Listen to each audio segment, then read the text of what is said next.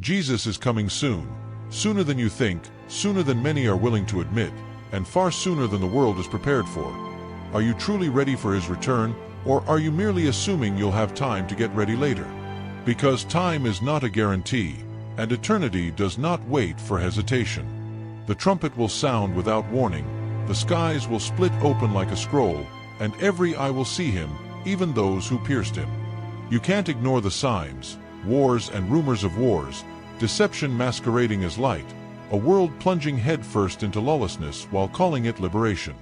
Matthew 24 is not prophecy anymore, it's reality unfolding, and the countdown is not in decades or centuries, it's in moments. You say you're saved, but are you awake? You call him Lord, but is your lamp full or flickering on the edge of burnout?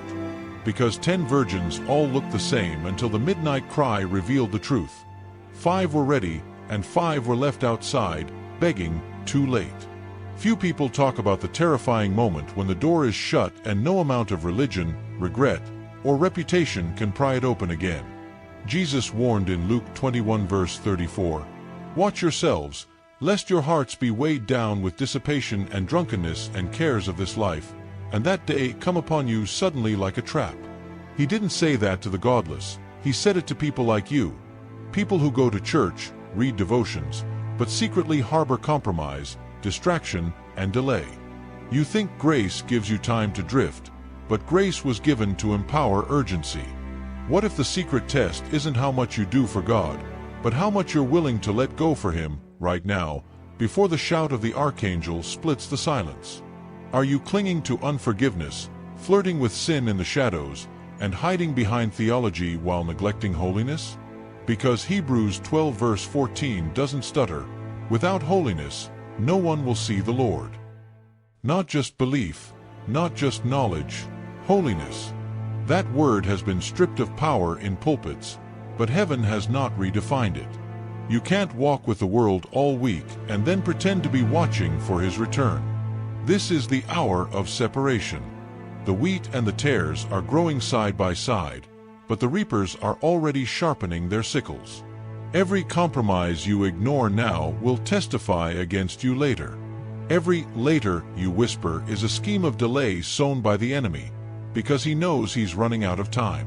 Revelation 22 verse 12 says, "Behold, I am coming soon, bringing my recompense with me, to repay each one for what he has done." That's not a metaphor, it's a promise and a warning. He is not returning for crowds, he's returning for a bride, pure, watching, and ready.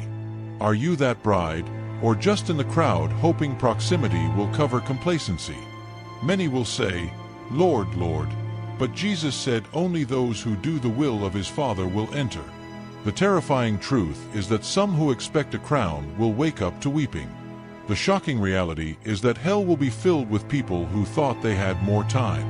Are you waiting for a revival to stir your urgency, or will you choose today whom you will serve? Because the fire is coming either way, either to refine or to consume.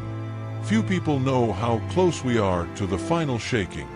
The systems of this world are unraveling not by accident, but by divine design, to expose what cannot be shaken. Will your faith stand, or collapse under the weight of unmet expectations? Don't look to headlines for your warning, look to your heart. Is it burning for him, or barely flickering with routine? Are you secretly more afraid of missing out on the world than missing the return of Christ? The days of passive Christianity are over.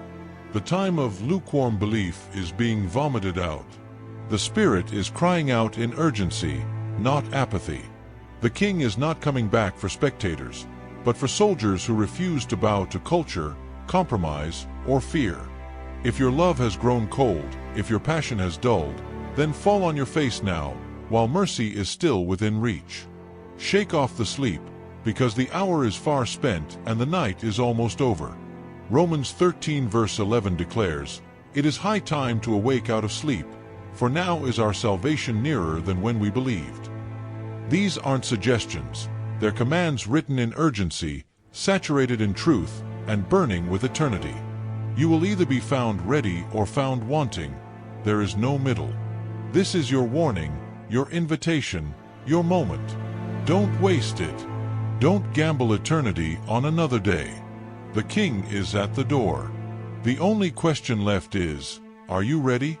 If this message stirred your heart and awakened your spirit, don't leave without taking a step. Like this video, subscribe for more truth-filled messages, and share it with someone who needs to be reminded that Jesus is coming soon. Drop your country and your prayer request in the comments. I want to stand with you in faith.